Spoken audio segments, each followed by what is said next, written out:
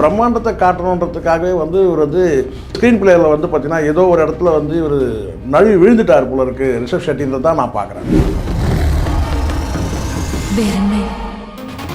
வர கொஞ்சம் தாமதம் ஆயிடுச்சு. ரிஷப் ஷெட்டி எடுத்துட்டாருன்றதுனாலே நான் வந்து அதை வந்து எல்லாத்துக்கும் வந்து பார்த்தீங்கன்னா நம்ம வந்து தலையாடிட்டு போக முடியாதுல்ல. கதாபாத்திரங்களை வந்து டிசைன் பண்ணும்போது கோட்டை விட்டாமன்னு நினைக்கிறேன். காமெடி பண்ணுறதா அவர் நினைக்கிறதால காமெடி ஒர்க் அவுட் ஆகவே இல்லை. சரி, அதுக்கப்புறம் கதாநாயகன் நீங்கள் வந்து பார்த்தீங்கன்னா வந்து வில்லியாக காட்டுறீங்க, பரிதாபம் வருது நம்ம மேலே, அந்த மாதிரி மேலே பரிதாபம் வருது. காந்தாரா மக்களுக்கு வந்து என்ன உரிமையாக நினைக்கிறாங்க, எதை நம்ம கிட்ட இருந்து விட்டு கொடுக்கூடாதுன்னு நினைக்கிறாங்க, இதை நம்ம பார்க்கணும். ஆக நாங்கள் வாழ்ந்துட்டு இருக்கிறோம், எங்களை இடையூறு பண்ணாமல் இருந்தால் போதும்ன்றது வந்து பார்த்தீங்கன்னா ஏதோ யாசகம் கேட்குற மாதிரி இருக்குது அந்த மன்னர்கிட்ட.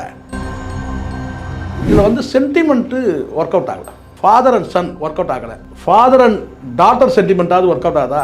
அதுவும் ஒர்க் அவுட் ஆகவே இல்லை. Mother and son sentiment work out ஆகுதா? அதுவும் ஒர்க் அவுட் ஆகவே இல்லை. ரெண்டு பேருக்கும் லவ் சென்டிமெண்ட் இருக்கா இல்லையான்ற சந்தேகமே போயிடுது.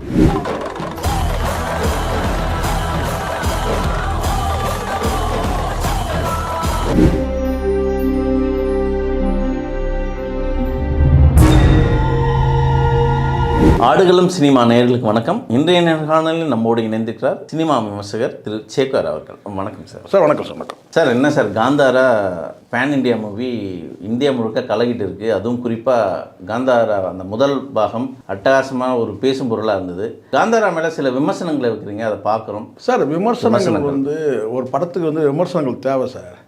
எல்லாரும் வந்து அப்படியே கண்ணை கட்டி விட்டா மாதிரி சில பேர் வந்து நான் ஏதோ எதிர்மறை விமர்சனம் வச்சேன்னு நினைக்கிறாங்க. நான் விமர்சனம் தான் வச்சேன். எதிர்மறை விமர்சனம் வந்து நேர்மறை விமர்சனம்லாம் கிடையாது. விமர்சனத்தை விமர்சனமாக பார்க்கணும். நான் வச்ச விமர்சனம் என்னன்னு கேட்டிங்கன்னா, இது வந்து ஒரு புராண கதை கிடையாது, இது உருவாக்கப்பட்ட கதை தான். சரிங்களா?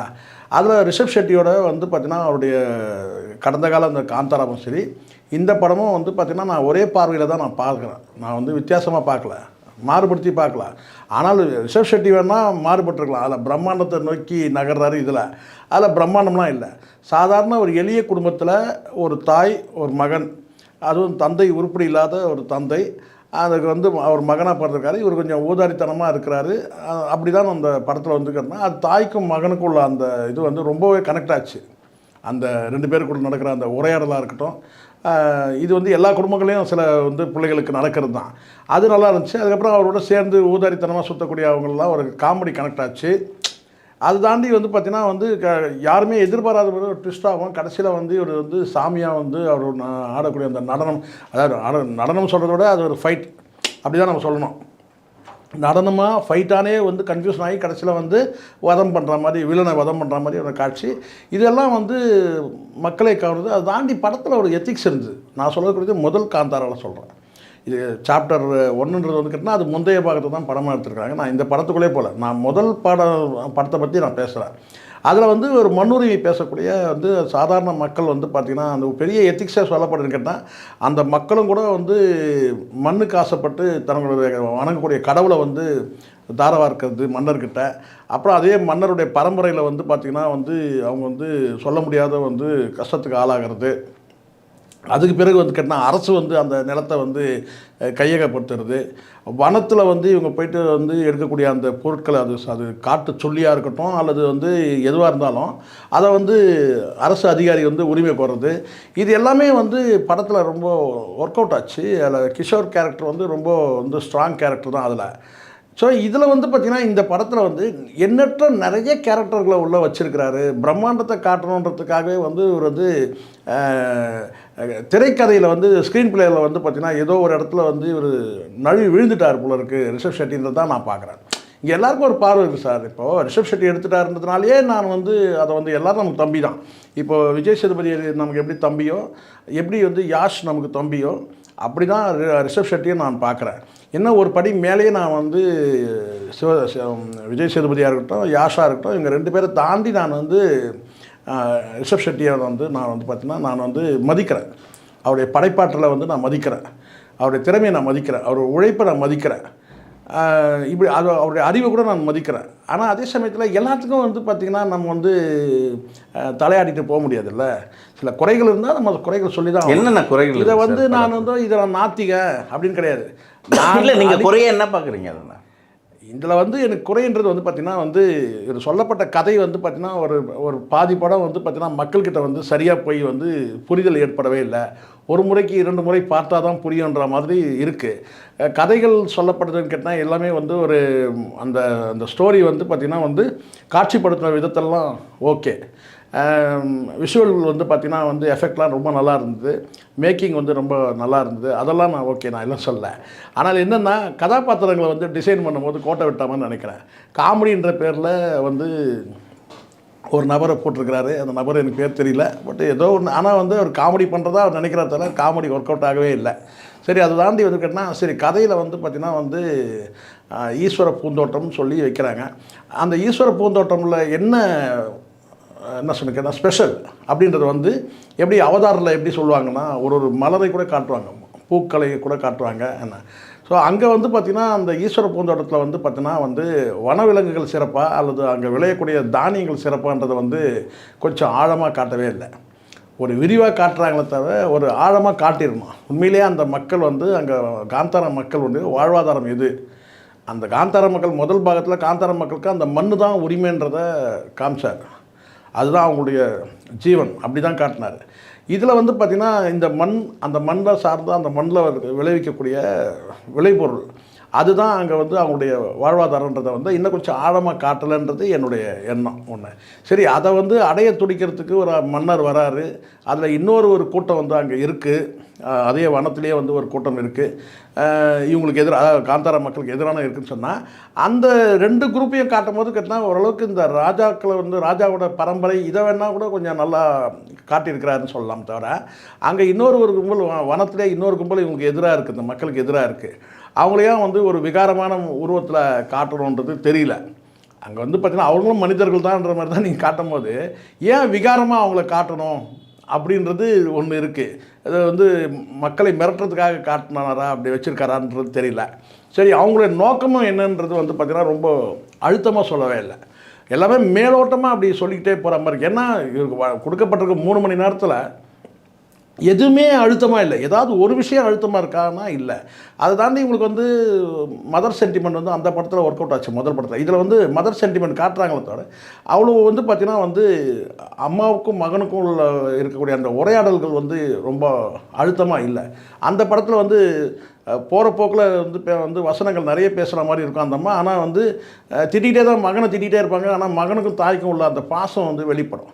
இதில் வந்து இவருக்கு வந்து பார்த்திங்கன்னா நடிப்பில் வந்து ரிஷப் ஷெட்டிக்கு வந்து இந்த மதர் சென்டிமெண்ட்டில் வந்து ரொம்ப அழுத்தமாக இல்லை. அப்படி தான் நம்ம பார்க்குறோம்.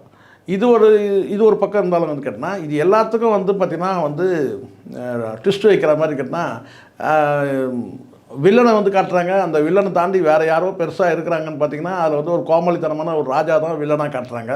அதுவே வந்து நீங்கள் ஊதாரித்தனமாக கோமாளித்தனமாக இருக்கக்கூடிய வந்து பார்த்திங்கன்னா எந்நேரம் மதுவிலே இருக்கக்கூடிய நீங்கள் ராஜாவை வந்து ஒரு இளவரசன் வந்து நீங்கள் வில்லனாக காட்டுறீங்க. அவங்க அப்பா வந்து பார்த்திங்கன்னா நல்லவராக தான் இருக்கிறாரு. எப்படி திடீர்னு வந்து பார்த்திங்கன்னா அவர் வந்து தாத்தாவாக மாறுறாரு, அதுதான் இங்கே ரொம்ப ஹம்பக்கான ஒரு விஷயம். என்னன்னா தாத்தாவாக வந்து அப்பாவாக இருந்தவர் வந்து அதாவது கதாநாயகி வந்து அப்பாவாக இருந்தது. கதாநாயகின்னு சொல்கிறாங்க, ஆனால் கதாநாயகி இல்லைன்னு இப்போ வந்து சில பேர் சொல்கிறாங்க. நமக்கு அப்படி தான் வந்து புரிந்து கொள்ள வைக்கிறாரு. ஏன்னா இவங்க வந்து படத்தில் கதாநாயகா தான் நம்ம எல்லாருமே வந்து அப்படி தான் கனெக்ட் ஆகிறோம். ருக்மணி வசந்த் அவங்க தான் வந்து இந்த படத்தில் வந்து வில்லி கேரக்டர் வராங்க. ஆனால் அவங்க கதாநாயகை தான் வந்து பாதி படத்தில் காட்டுறாங்க. அவங்களுடைய அண்ணன் தான் வந்து இளவரசனாக காட்டுறாங்க. அவங்க அப்பா தான் ஜெயராம, அவர் தான் மன்னராக காட்டுறாங்க. ஸோ ஜெயராமன்றவர் ஒரு நல்ல மனிதராக காட்டுறவர். மகனை வந்து ஊதாரி இளவரசனாக காட்டுறாங்க. அவர்கிட்ட தான் ராஜ்யத்தை கொடுக்குறாரு. அவர் தான் வந்து ராஜ்யத்தை வந்து தவறாக வழி நடத்துகிறாரு, அந்த மக்களை துன்புறுத்துறாரு. இப்படி தான் கதை போகுது. ஒரு கட்டத்துக்கு மேலே வந்து அவர் கொல்லப்பட்ட பிறகு வந்து இளவரசர் கொல்லப்பட்ட பிறகு இவங்க 2 பேரும் திடீர்னு இவங்க வந்து வில்லியாகவும் இவர் வில்லனாகவும் மாறிடுவார். யார்? ஜெயராம் வந்து அந்த மக்கள்கிட்டே போவோன்னா காந்தார பக்கமே நம்ம போக வேணாம்னு சொல்லிட்டு ஒதுங்கி இருக்கிற மனிதர் வந்து தன் மகன் அங்கே போய் வரம்பு மீறி லாஜிக் இல்லாத போகுது. லாஜிக் இல்லை. அங்கேருந்து தன் மகன் வந்து தன்னை மீறி அங்கே வந்து பார்த்தீங்கன்னா அந்த மக்களை போய் துன்புறுத்தும் போது அவன் கொல்லப்பட்டான்ற அந்த புரிதல் கூட இல்லாமல் இவர் அதுக்கப்புறம் வந்து பார்த்தீங்கன்னா அங்கே வந்து வில்லனாக மாறுறதுன்றது செயற்கைத்தனமாக இருக்குது.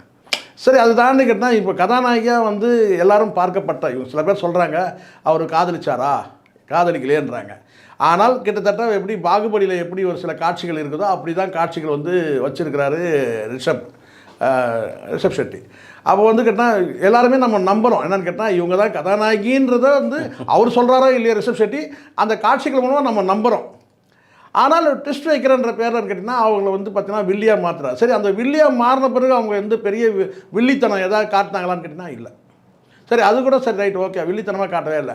அப்படி கொடூரமான வில்லித்தனத்தை காட்டாத ஒருத்தரை வந்து பார்த்தீங்கன்னா இவர் வந்து வதம் பண்ணுறாரு அப்படின்னும் போது பார்த்தீங்கன்னா அந்த இடத்துல ஜெயராம் வந்து பார்த்தீங்கன்னா அவர் அப்பாவாக இருந்து தாத்தாவாக இருந்தாலும் நமக்கு யாருக்கும் கவலையே இல்லை. ஆனால் அவர் வில்லனாகவே மாறலை, வில்லத்தனமே இல்லை, அவருடைய முகத்தில் வந்து பார்க்க முடியல. அந்த ரோலுக்கு அவர் சூட் ஆகலை. அப்போ அந்த இடத்துல வந்து பார்த்திங்கன்னா வந்து ஏற்கனவே உங்களுக்கு தெரியும் ஜெயராம் வந்து சில காலமாக ஒரு காமெடி ரோல் தான் பண்ணுறன்ற பேரில் ஏதோ ஒன்று பண்ணுறாரு. நம்மளும் வந்து உங்களுக்கு தெரியும் நினைக்கிறேன், ரெட்ரோ படத்தெல்லாம் வந்து காமெடி பண்ணுறன்றது ஏதோ ஒன்று பண்ணுவார்னு வச்சுங்களேன், நாம் நம்புகிறோம். ஜெயராம் பொறுத்த வரைக்கும் என்னன்னு கேட்டிங்கன்னா வந்து ஒரு நார்மலாக வந்து இன்றைக்கி டேட்டுக்கு வந்து ஒரு அப்பா ரோலுக்கு நடிக்கிறதுக்கெலாம் சரியான நபர் தான். ஆனால் வில்லனாக நடிக்கிறதுக்கெலாம் வந்து ஜெயராமுக்கு வந்து அவருடைய முகமே ஒர்க் அவுட் ஆகுது. ஏன்னா அந்த அமுல் பேபி முகம் வந்து இன்னொரு 10 வருஷம் ஆனாலும் அவருக்கு அப்படியே இருக்கும், அது ஒர்க் அவுட் ஆகாது. சரி, அந்த நபரை போட்டு நீங்கள் என்ன செய்யிட்டீங்கன்னா வந்து ஜெயராம் போட்டு சிறந்த நடிகர் தான், நான் யாரையும் நடிப்பு குறை சொல்லவே இல்லை. ஆனால் இந்த இடத்துல அவர் வந்து பார்த்தீங்கன்னா ஒரு தாத்தா ஆயிட்டாருன்னு சொல்கிறது கூட நம்மளால் நம்ப முடியல. ருக்மணிக்கு வந்து தாத்தா ஆகிட்டார், அப்பாவாக தாத்தா ஆகிடுறாரு. ஏன்னா அவருடைய வந்து சக்தி வந்து இவருக்கு வந்துடுதாமா. சரி, அவர் கேட்டால் நீங்கள் எல்லாத்தையும் நம்ப முடியாது, ரிஷப் ஷெட்டி சொல்லிட்டாரு, நம்ம எல்லாத்தையும் நம்ப முடியாதுல்ல. அப்போ அந்த இடத்துல வந்து பார்த்தீங்கன்னா தாத்தாவாயிட்டு சரி தாத்தாவான்னு ஆகிட்டு விட்டோம், அப்படியாவது வில்லன் ஆகுதான்னு கேட்டிங்கன்னா வில்லனுடைய அந்த இது வரவே இல்லை, அந்த ஆக்ரோஷம் அவர்கிட்ட வரவே இல்லை. சரி, அதுக்கப்புறம் கதாநாயகன் நீங்கள் வந்து பார்த்தீங்கன்னா வந்து வில்லியாக காட்டுறீங்க, பரிதாபம் வருது நம்ம மேலே, அந்த அம்மா மேலே பரிதாபம் வருது. கேரக்டர் வைஸ் சூஸ் பண்ணது சரியில்லை. அதுதான் நான் கேரக்டர்கள் வந்து டிசைன் பண்ணதில் ரிஷப் ஷெட்டி வந்து ஃபெயில் ஆகிட்டார். ஒன்று, ஸ்க்ரீன் பிளேயில் வந்து பார்த்தீங்கன்னா அவர் பிரம்மாண்டத்தை நம்பி இருக்கிறாரு. ஆனால் வந்து காட்சிகள் வந்து இடுக்கி விட்டுச்சு, காட்சிகள் வந்து நம்ம நினைவில் வந்து பதியலை. நீங்கள் 3 மணி நேரம் எடுத்தாலும் கூட வந்து பார்த்தீங்கன்னா நீங்கள் உதாரணத்துக்கு நான் இப்போ இதை சொன்னால் உடனே இதே நான் வந்து வேறு எந்த படத்துக்கும் நான் போகவே இல்லை, ரிஷப் வந்து படத்துலேயே நான் போகிறேன். முதல் காந்தாராவில் வந்து பார்த்தீங்கன்னா அந்த எருமை மாடுகளோட அந்த கோலான்னு வந்து ஒரு ரேஸ், அது வந்து ஒட்டுமொத்த இந்தியா சினிமாவுக்கும் வந்து பார்த்தீங்கன்னா வந்து நம்ம குதிரை ரேஸ் பார்த்துருக்குறோம், ரேக்லா ரேஸ் பார்த்துருக்குறோம், இதை பார்த்து எவ்வளோ ரேஸுகளும் நம்ம பார்த்துருக்கோம். ஆனால் எருமை மாடுகள் வச்சு ஒரு ரேஸ் நம்ம பார்த்தது இல்லையே, அதுவும் தண்ணியில் அப்படின்னா அது வேறு லெவலில் இருந்துச்சு. அது எல்லாருக்கும் வந்து பார்த்திங்கன்னா அந்த அந்த காட்சி ரொம்ப பதிவாக இருந்தது. இதில் வந்து பார்த்திங்கன்னா இல்லவே இல்லை. சரி, இதில் தாண்டி மற்ற கேரக்டர் தான், ரிஷப் தாண்டி மற்ற கேரக்டர், இப்போ எப்படி கிஷோர் கேரக்டர் வந்து ரொம்ப அழுத்தமாக பதியிருந்தோம் அந்த படத்தில், இதில் வந்து பார்த்திங்கன்னா வேறு ஏதாவது கேரக்டர் நம்ம அழுத்தமாக பதிவு பண்ணுதுன்னு நிச்சயமாக இல்லவே இல்லை. ரிஷப் மட்டும்தான் வந்து அங்கே தனியாளாக தெரிகிறாரு. அதை தாண்டி வேறு ஏதாவது கேரக்டர் வந்து அங்கே அழுத்தமாக பதியுதான்னு கேட்டிங்கன்னா இல்லவே இல்லை. இதை தாண்டி கேட்டால் ஒரு வில்லியை வந்து இவர் என்ன தான் வதம் பண்ணால் கூட இவர் மேலே வந்து ஒரு என்ன சொன்னால் வச்சு ஏங்க கொஞ்சம் விட்டுருங்களாங்கன்னு கெஞ்சுற மாதிரி தான் இருக்குது கதாநாயகியை கொல்கிற சீனு. அதுவும் மனசாட்சியே இல்லாமல் வந்து பார்த்திங்கன்னா ஒரு அழகு பதுமையாக காட்டிட்டு ஒரு கிட்டத்தட்ட வந்து ஒரு இவங்க வெவ்வேறு இனத்தை சார்ந்தவங்களாக இருந்தால் கூட இவங்களுக்குள்ள ஒரு காதல் வந்து அந்த காதலில் வந்து ஒரு கட்டத்துக்கு மேலே காதலை தியாகம் பண்ணிட்டு இவங்க வந்து அந்த மக்களுக்கு எதிராகிடுறாங்க அப்படி காட்டியிருந்தால் கூட ஓகேன்னு சொல்லலாம். இதுக்கு தான் நான் உதாரணம் சொன்னேன். ஒரு ஏதோ ஒரு படம் இருக்குது, ஏதோ சொல்கிறாங்க இப்போ இந்த வேன் ஹெல்சிங்னு ஒரு படம் நினைக்கிறேன், அதாவது இந்த வேம்பயர் படம். ஆமாம் ஆமாம், அவர் வந்து கதாநாயகர் வந்து அந்த வெறித்தனம் வரும்போது ஓனாயை மாறும்போது கதாநாயகி வந்து கடிச்சிடுவார், இறந்துருவாங்க. அதுக்கப்புறம் வந்து நார்மலுக்கு வந்த பிறகு அந்த கதாநாயகி மடியில் போட்டு அழுவார். அது ரொம்ப ஒரு நல்ல காட்சி. ஸோ அந்த மாதிரி ஒரு காட்சி வச்சுருந்தால் கூட பல வந்து கேட்டால் வந்து சாமி வந்து வதம் பண்ணிட்ட பிறகு அதுக்கப்புறம் நார்மலான பிறகு வந்து பார்த்தோன்னா இவருக்கு வந்து அவங்க காதலிக்கலாம் கூட இவருக்கு ஒரு காதல் இருந்த மாதிரி இவங்க வந்து காட்டியிருந்தால் கூட கொஞ்சம் இன்னும் கொஞ்சம் கனெக்ட் ஆகிருக்கும், லவ்வர்ஸுக்கெலாம் கனெக்ட் ஆகிருக்கும். இப்போ அதுவும் வந்து கனெக்ட் ஆகவே இல்லை. இப்போ எல்லாரும் என்ன சொல்கிறாங்க, எல்லாம் என்ன திட்டுறாங்க, என்ன சொல்கிறான்னு கேட்டால் உனக்கு படம் பார்க்க தெரியல, அவர் எங்கே வந்து அவர் காதலிக்கிறாரு, யோ அவர் காதலிக்க தான் நானும் சொல்கிறேன், அவர் காதலிக்கிறேன், ஏன் காதலிச்சிருக்கக்கூடாதான் நான் கேட்குறேன். அப்போ கதாநாயகி யார் அப்படின்னு கேட்டால் அதுக்கு பதில் இல்லை. கதாநாயகி இவங்க தானே, கதைக்கு நாயகி யார் இவங்க தான், அப்படி தான் நம்மளுக்கு காட்டப்படுது, அப்படி தான் நாங்களும் நம்புகிறோம். ஆனால் ஒரு படைப்பாளியோட பார்வையில் தானே சார் ஒரு படத்தை பார்க்கணும், நம்ம பார்வையில் இப்போ அப்படி இல்லை சார். நான் பார்க்குறதே பொது பார்வையில் தானே பார்க்குறேன். நான் கேட்குறது என்ன, நீங்கள் வந்து ஒரு நாத்திகவாதியாக நீங்கள் முடிவு பண்ணிட்டீங்கன்னா நான் விமர்சனம் பண்ணுற மாதிரி தான் உங்களுக்கு தோணும். நான் நாத்திகவாதியாக பார்க்கவே இல்லை, ஆத்திகவாதியும் பார்க்கவே இல்லை, நான் சிவபெருமான் பக்தராகவும் பார்க்கவே இல்லை, ரிஷப் ஷெட்டி ரசிகனாகவும் நான் பார்க்கவே இல்லை. நான் பார்க்குறது ஒரு கதையை பார்க்குறேன். ஈஸ்வர பூந்தோட்டம்னு சொன்னால் அங்கே வந்து எந்த ஸ்பெஷலும் நீங்கள் ஈஸ்வர பூந்தோட்டத்தில் என்ன ஸ்பெஷல் கேட்டிங்கன்னா ஒரு ஸ்பெஷலும் காட்டவே இல்லை. காட்டணும்ல, அதை தாண்டி வந்து பார்த்தீங்கன்னா ஒரு விஷயம் வந்து நீங்கள் வலியுறுத்துறீங்க என்னன்னு கேட்டால் விளைபொருள் உரிமையை தான் இந்த படம் வலியுறுத்துது. அதை நீங்கள் ஸ்ட்ராங்காக சொல்லவே இல்லை. நீங்களே நினச்சா வந்து பார்த்தீங்கன்னா உங்ககிட்ட இருக்க சாமியை கொண்டு வந்து ஏதோ ஒரு பொம்மை கொடுக்குற மாதிரி கொடுத்துட்டு போயிருங்க ராஜா கிட்ட. நீங்களே வந்து பார்த்தீங்கன்னா அந்த விளைபொருள்லாம் நீங்களே கொடுத்துட்றீங்க. அப்போ உங்கள்கிட்ட என்ன இருக்குது? இப்போ நீங்கள் அந்த காந்தாரா மக்களுக்கு வந்து என்ன உரிமையாக நினைக்கிறாங்க, எதை நம்மக்கிட்ட இருந்து விட்டு கொடுக்கூடாதுன்னு நினைக்கிறாங்க, இது தான் நம்ம பார்க்கணும். ஆனால் நாங்கள் வாழ்ந்துட்டு இருக்கிறோம், எங்களை இடையூறு பண்ணாமல் இருந்தால் போதும்ன்றது வந்து பார்த்தீங்கன்னா ஏதோ யாசகம் கேட்குற மாதிரி இருக்குது அந்த மன்னர்கிட்ட. நீங்கள் ஒரு கட்டத்துக்கு மேலே நீங்கள் மன்னர்கிட்ட நீங்கள் போர் டிக்ளேர் பண்ணுங்கள், வார் டிக்ளேர் பண்ணிங்கன்னா அது வேறு. எங்கிட்ட இருக்கிறது நாங்கள் எதையும் கொடுக்க மாட்டோம். நாங்கள் வந்து பார்த்தீங்கன்னா எங்ககிட்ட இருக்கிற கடவுளையும் கொடுக்க மாட்டோம், எங்ககிட்ட கல்லையும் கொடுக்க மாட்டோம், கடவுளையும் கொடுக்க மாட்டோம், எங்ககிட்ட விளைபொருளும் கொடுக்க மாட்டோம், மோதி பார்த்துக்கலாம் வா அப்படின்னா அது வேறு. ஸோ அந்த மாதிரி ஒரு சேலஞ்ச் எதுவுமே இல்லாத ஏதோ ஒரு மனம் போன போக்கில் வந்து கதையை அமைச்ச மாதிரி தான் எனக்கு தோணுது. இதுக்கு வந்து நான் வந்து குறை சொல்லணும்னு நோக்கல. நீங்கள் நடிப்பில் வந்து பார்த்தீங்கன்னா எந்த இடத்துல நான் ஒரே ஒரு ரிஷப் ஷெட்டியோட நடிப்பில் நான் குறை சொன்னேன்னா என்னை விட ஒரு முட்டாள் யாருமே இருக்க மாட்டாங்க, யாருமே சொல்ல முடியாது.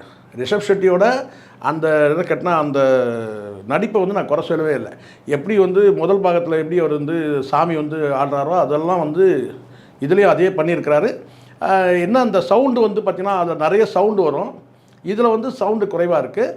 அதில் பஞ்சுருளி சாமி வந்து ரொம்ப முக்கியத்துவம் பண்ணி காட்டுவாங்க அந்த மேக்கப். முதல் பாகத்தில் அதுதான் கேரக்டர், அதுதான் கேரக்டர். இதில் வந்து பார்த்திங்கன்னா பஞ்சுருளியாக வந்து பார்த்திங்கன்னா ரிஷப் ஷெட்டியை ரொம்ப எதிர்பார்த்தாங்க, ஆனால் வந்து இல்லை. பட் குளிகான்ற அந்த இது இருக்கு இல்லையா, அது வந்து பார்த்திங்கன்னா வந்து அந்த வேடத்தில் வந்து காட்டுறாங்க. ஸோ ஈஸ்வர் என்னன்னு கேட்டிங்கன்னா வந்து பஞ்சுருளி அந்த குளிகான்றது வந்து பார்த்திங்கன்னா அந்த தெய்வங்களை வந்து இவருடைய அதாவது கேட்டால் சிவபெருமானுடைய ஒரு தூதுவர்களாக தான் வந்து இந்த படத்தில் நம்ம புரிஞ்சிக்க முடியுது. நமக்கு இதில் எதுவும் மாற்று கருத்துலாம் இல்லை சார். நீங்கள் இறை சம்பந்தமாக நீங்கள் சொல்லக்கூடியதில் எதுவுமே வந்து நம்ம நான் நாத்திகவாதி, நான் பதிவு பண்ணுறேன். ஆனால் எனக்கு எந்த மனமாச்சரியம் கிடையாது. இருந்தால் நல்லதுன்னு நினைக்கிறவன் தான் நான். கடவுள் இறைவன் இருந்தால் நல்லதுன்னு நினைக்கிறேன். ஆனால் நீங்கள் வந்து இதை நான் வந்து ஒரு மூட நம்பிக்கையாக அவர் சொன்னாருன்னு நான் அந்த கட்டத்தில் நான் விமர்சிக்கவே இல்லை. இது வந்து பார்த்தீங்கன்னா மூட நம்பிக்கைன்னு கேட்டால் ஏதோ ஒரு நம்பிக்கை வந்து மனிதர்களுக்கு தேவை, அது ஒரு ஆறுதல் அளிக்குது. எனக்கு நான் இயற்கையை நான் நம்புகிறேன். ஆனால் ரிஷப் ஷெட்டி வந்து இறைவனை நம்பலாம். ஆனால் நீங்கள் சொல்லப்பட்ட விதம் வந்து தான் நான் வந்து குறையாக சொல்கிறேன் தவிர சொல்லப்பட்ட வந்து அந்த சொன்ன அந்த படத்தில் இருக்கிற அந்த கருத்தை நான் வந்து எதுவும் முரண்படல. நீங்கள் அந்த கருத்து சொன்ன விதம்னு கேட்டிங்கன்னா அதில் வந்து மண்ணுரிமை சொல்கிறீங்க, இதை விளைபொருள் உரிமையை சொல்கிறீங்க. அதை ஏன் நீங்கள் அழுத்தமாக சொல்லவே இல்லை? 3 மணி நேரம் படம் எடுக்கிறீங்க, எந்த காட்சியுமே வந்து பார்த்திங்கன்னா விறுவிறுப்பாக கொண்டு போகிறீங்க வேகமாக, ஆனால் அழுத்தமாக இருக்கான்னு கேட்டிங்கன்னா இல்லை. ஏதாவது ஒரு காட்சி வந்து அழுத்தமாக இருக்குது, இந்த ஒரு காட்சி ரொம்ப வந்து புழுக்கமாக இருக்குன்னா இல்லை. ஆனால் கடைசி காட்சி வந்து நீங்கள் வதம் பண்ணுற காட்சியில் வந்து கதாநாயகி வதம் பண்ணுறதுல நான் ஏற்றுக்கவே இல்லை. ஏன்னா அந்த இடத்துல வந்து பார்த்தீங்கன்னா அவங்களுடைய நிர்பந்தம் என்னன்றது அதில் நியாயம் கற்பிக்கணும். அந்த படத்தில் வந்து முதல் பாகத்தில் எல்லாருக்கிட்டே இருக்கிற நியாயத்தை நீங்கள் வந்து பார்ப்பீங்க. கிஷோர் வந்து ஒரு அரசு அதிகாரி, அவர் சைடில் இருக்கிற ஒரு நியாயத்தை பார்ப்பாங்க, அதில் சொல்லப்பட்டிருக்கோம். அதே மாதிரி அந்த மக்களுடைய வந்து நியாயத்தை சொல்லப்பட்டிருக்கோம். அங்கே வந்து பார்த்தீங்கன்னா எல்லாருடைய தரப்பு நியாயத்தை சொல்லிட்டு அந்த கடைசியாக வந்து அந்த பஞ்சுருளி சாமி வந்து கேட்டால் இவங்க எல்லாரையும் 3 பேரை இணைக்கும். இப்போ இதில் வந்து பார்த்தீங்கன்னா யாரை இணைக்கிறாங்கன்றது ஒரு பிடிமானமே இல்லை. கடைசி காட்சியில் வந்து இதே மாதிரி இணைக்கிற மாதிரி தான் காட்டுறாங்க, கைகளை பிடிச்சிட்டு வந்து இணைச்சிட்டு போகிற மாதிரி. அதில் வந்து பார்த்திங்கன்னா ஒரு நியாயம் இருக்கும். மன்னர் பரம்பரையும் மக்களையும் வந்து அரசு துறை அதிகாரி கிஷோர் எல்லாரையும் சேர்ந்து அணைச்சிட்டு போகும்போது ஒரு கண்ணீர் ஒரு மக்களுக்கு என்னென்னு கேட்டிங்கன்னா அந்த சாமி வந்து எல்லாரையும் ஒன்றா இருக்க சொல்லி ஒத்துமையாக இருக்க சொல்லிட்டு அந்த நடன அசையோடு வந்து பார்த்தீங்கன்னா காட்டுக்குள்ள மறைஞ்ச சீனே ஒரு பிரமிக்கமாக இருக்கும். ஸோ இதில் வந்து பார்த்தீங்கன்னா அந்த அழுத்தம் இல்லைன்றது தான் நான் சொல்கிறேன். இன்னொன்று சார், இந்த ஏற்கனவே இப்போ ஒரு படம் செகண்ட் பார்ட்னாவே ஒரு கண்டினியூட்டி ஏதாவது ஒரு மேட்ச் பண்ணுவாங்க. இந்த படத்தில் அந்த மேட்ச் கண்டினியூட்டி இருக்குது சார். இதில் எப்படின்னு கேட்டிங்கன்னா இப்போ அதில் எப்படி ஒரு சின்ன பையன் வந்து அவங்க அப்பா அம்மா கிட்ட வந்து கருத்து கேட்குற மாதிரி இதில் வந்து கருத்து இல்லை. அந்த இந்த காந்தாரை பற்றி கேட்கும்போது இதில் எப்படின்னு கேட்ட ஆரம்பிக்கிறது எப்படி இருக்குன்னா, ஒரு மாயமான இடத்துலேருந்து ஒரு பையன் வந்து இங்கே தான் வந்து அப்பா மாயமாயிட்டாரா அப்படின்னு சொல்லி அந்த இடத்துல அந்த ரவுண்டாக ஒரு இடம் இருக்கு இல்லையா வட்டமாக, அந்த இடத்துல வந்து கேள்வி கேட்குற மாதிரி அப்படி தான் கதை ஆரம்பிக்குது. அதாவது என்னென்னா இது எப்படி வருதுன்னு கேட்டிங்கன்னா முந்தைய பாகம், அதாவது கேட்டினா ஏற்கனவே காந்தாரா படத்தில் இடத்துல இருக்கிற ஒரு முந்தைய பாகமாக இருக்குது இல்லையா, இது வந்து பார்த்திங்கன்னா சாப்டர் 1ன்னு ஆரம்பிக்குது. இப்போ சாப்டர் 2ல் தான் வந்து பார்த்திங்கன்னா அது வந்து காந்தாரா முதல் பாகத்தில் வந்தால் அந்த ரிஷப் ஷெட்டி சாப்டர் 2ல் வேணால் வரத்துக்கான வாய்ப்பு இருக்குது. அந்த பையன் தான் இப்போ வந்து கேட்குற மாதிரி இருக்குது. இப்போ வந்து காந்தாரா 1ல் வந்து பார்த்திங்கன்னா இவர் மாயமாயிடுவார், அப்பா போன இடத்துக்கு இவர் போய் மாயமாயிடுவார், இவரை வேஷம் அந்த பஞ்சுருளி சாமியாகி வனத்துக்கு ஓடிடுவார். ஏன்னா அப்பா அங்கே மாயமாயிட்டார், இந்த பையனை ஓடிடுவார். அப்போது இந்த இடத்துல வர்றதுக்கு தான் அந்த பையனாக காட்டுறாங்கல்ல, அதுதான் வந்து ரிஷப் ஷெட்டி. இப்போ அடுத்த முதல் சாப்டரில் உங்களுக்கு புரியுதுன்னு நினைக்கிறேன் நான். சாப்டர் 1ல் வந்து இவங்க காட்டக்கூடிய பாகம் வந்து பார்த்தீங்கன்னா இன்னும் முழுமை அடையலை. இப்போ அந்த பையன் கேட்குறான் வந்து கேட்டினா இந்த இடத்துல தான் வந்து அப்பா வந்து மாயமாயிட்டாருன்னா அப்போ இங்கேருந்து கிணறு எங்கன்னு கேட்குறான் கடைசியாக. அப்போ அந்த இடத்துல வந்து கிணறு இருந்துருக்குன்றத அந்த கிணறு எப்படி மூணாங்கன்றதை வந்து அடுத்த பாகத்தில் இவர் எழுதி இனிமேல் தான் அதை வந்து 2வது பாகம் 2வது சாப்டர் எடுப்பார்னு நினைக்கிறேன். அதை வேணால் கனெக்ட் ஆகிறதுக்கு வாய்ப்பு இருக்குது. ஆனால் ரிஷப் ஷெட்டி ஓடி போய் தன் தந்தை மறைஞ்ச இடத்துல போய் அவர் மறையிறாருன்னா அவர் போகும்போது ஒரு ப்ரெக்னெண்ட்டாக அந்த அம்மா வந்து அவங்க மனைவி வந்து ப்ரெக்னெண்ட்டாக இருப்பாங்க. அதோடு தான் முடிச்சிருப்பார். அதுதான் உருக்கமாக இருக்கும். ஒரு பக்கம் மனைவி ப்ரெக்னெண்ட்டாக இருப்பாங்க, இன்னொரு பக்கம் அம்மா இருப்பாங்க. இவர் வந்து அந்த வேடம் அதாவது கேட்டால் அந்த சாமியாக மாறி அவர் என்ன செய்வார்னு கேட்டிங்கன்னா வந்து வனத்துக்கு ஓடிடுவார். அப்படி தான் உருக்கமாக முடிச்சிருப்பாங்க. இந்த பாகத்தில் எல்லாரும் குழப்பிக்கிறாங்க என்னென்னு கேட்டிங்கன்னா அந்த ப்ரெக்னெண்ட்டாக இருந்தாங்களே அவங்க தான் குழந்தை பிறந்தா இந்த பையன் வந்து கேட்குறாங்க. அடப்பாவீங்களா, அது அப்படி கிடையாது. கதையை நல்லா விட்டு பாருங்கள். இது வந்து என்னன்னா ரிஷப் ஷெட்டி ஓடி போய் மறைகிறார் இல்லையா அப்பா கிட்ட, அந்த ரிஷப் ஷெட்டி தான் இந்த பையன். ஓகே, அப்படி தான் நம்ம பார்க்கணும். ஸோ கதையை வந்து நான் வந்து ஒரு 3 மணி நேரத்துக்கு அது எனக்கிட்ட சிரத்தை எடுத்து உழைச்சிருக்கிறாரு. நான் அதை குறையாக சொல்லவே இல்லை. நான் மீண்டும் சொல்கிறேன், அவரோட உழைப்பை நான் ரிஷப் ஷெட்டியோட உழைப்பை நான் மதிக்கிறேன். ஆனால் நீங்கள் வந்து ஒரு பேன் இண்டியா மூவியாக நீங்கள் அதை கொடுக்கும்போது இன்னும் கொஞ்சம் வந்து பார்த்தீங்கன்னா ஒரு கேரக்டர்கள் வந்து அழுத்தமாக இல்லவே இல்லை. அவசியமே இல்லாமல் ஒரு ரிஸ்க்கான சீனில் அல்லது ரொம்ப உருக்கமான சீனில் வந்து நீங்கள் காமெடி புகுத்துறீங்கன்னா அது என்ன மாதிரி டேஸ்ட்டுன்றது எனக்கு புரியல. அங்கே ஒரு காமெடின்னு ஒருத்தர் ஒன்று பண்ணுறாரு, அது காமெடியாமா அது வந்து பார்த்திங்கன்னா ரொம்ப சீரியஸான காட்சிகள்லாம் வந்து சண்டை போடக்கூடிய காட்சிகளை வந்து அந்த இடத்துல நீங்கள் காமெடி பண்ணும்போது அந்த சண்டை காட்சிக்கான அந்த என்ன கேட்டால் ஒரு மக்கள் வந்து பார்த்திங்கன்னா அதை வந்து ரொம்ப கூர்ந்து கவனிக்கும் போது ஒரு தன்னார்வத்தோடு வந்து பார்த்திங்கன்னா அங்கே வந்து கனெக்ட் ஆகும்போது அப்போ வந்து நீங்கள் சம்மந்தமே இல்லாமல் வந்து அந்த இடத்துல காமெடி பண்ணுறது வந்து அது ரசிக்க முடியாது, ஏற்றுக்க முடியல. ஒன்று. 2வது பிரம்மாண்டன்ற பேரில் வந்து கொஞ்சம் வந்து இவர் வந்து கேரக்டர்கள் அழுத்தமான கேரக்டர்களை பதிவு பண்ணுறதுக்கு கொஞ்சம் லெஃப்ட் ஆகிட்டார், கோட்டை விட்டார் நான் நினைக்கிறேன். ஏன்னா அப்படி தான் இருக்குது. பிரம்மாண்டத்தில் நிறைய கவனம் செலுத்தும் போது ஆனால் அது ஒர்க் அவுட் ஆகிருக்கு, நான் இல்லைன்னு சொல்ல மாட்டேன். விஷுவல் நிறைய வந்து பார்த்தீங்கன்னா எஃபெக்ட் நல்லா இருக்குது உண்மையிலேயே. ஆனால் அதில் கவனம் செலுத்தும் போது கேரக்டர்கள் வந்து அழுத்தமாக வந்து பதியலை. இப்போ ஒரு வனத்தில் வந்து ஒரு ராஜா வந்து வில்லனாகவே காட்டுங்க, பிள்ளைய கூட்டிகிட்டு வனத்துக்கு போகிறாரு, அந்த மக்கள்கிட்ட வந்து எதிர்த்து அந்த மக்களை வந்து கொல்றாருன்னு வச்சுங்களேன். அப்போ வந்து சாமி வந்து அவரை வந்து வதம் செய்யுது.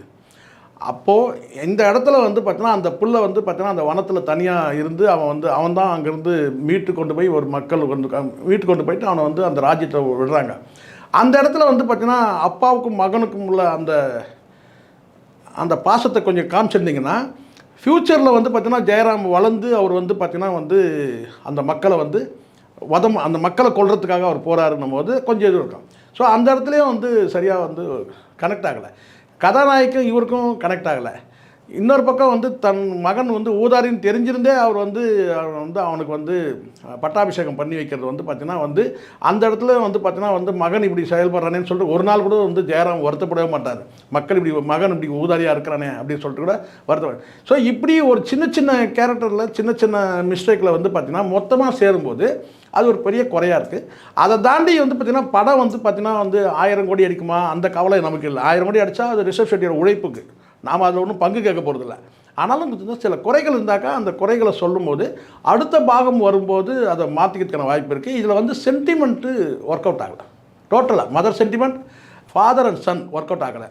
அது என்னால் சொல்ல முடியும். அது ஜெயராமுடைய வந்து ஃபாதராக இருக்கட்டும் அல்லது வந்து ஜெயராமுடைய சன்னாக இருக்கட்டும், அந்த father son sentiment work out ஆகலை.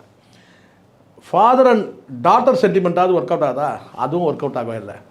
Mother and son sentiment work out ஆகுதா? அதுவும் ஒர்க் அவுட் ஆகவே இல்லை. இன்னொரு பக்கம் வந்து நாம் நம்புகிறோம் கதாநாயகி இவங்க தான், காதலி இவங்க தான் நம்ம நம்புகிறோம். அப்படி தான் சில காட்சி அமைப்புகள் இருக்குது.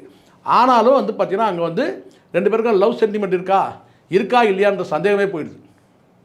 இருக்குது இல்லை அப்படி ஆகிடுது. அந்த சென்டிமெண்ட்டும் ஒர்க் அவுட் ஆகவே இல்லை. கடைசியாக வந்து இங்கே வந்து பார்த்தீங்கன்னா வதம் வந்து சாமி வந்து இவர் ஆடும்போது வந்து பார்த்தீங்கன்னா வதம் பண்ணுற அந்த காட்சி, கதாநாயகியை வதம் பண்ணுற காட்சி வந்து மக்களுக்கு வந்து பார்த்திங்கன்னா அவ்வளோ வந்து புரிதல் இல்லை. அதை வந்து கேட்டால் அதை கடந்து போயிடுறாங்க ஈஸியாக. அப்படி தான் இருக்குது, கடந்து போயிடலாம்ப்பா, இதை எப்படியே செத்து போயிட்டாப்பா விடுப்பா அப்படின்ற மாதிரி இருக்குது. அடுத்த காட்சி என்னன்னு பாருப்பா அப்படின்ற மாதிரி ஆகிடுது.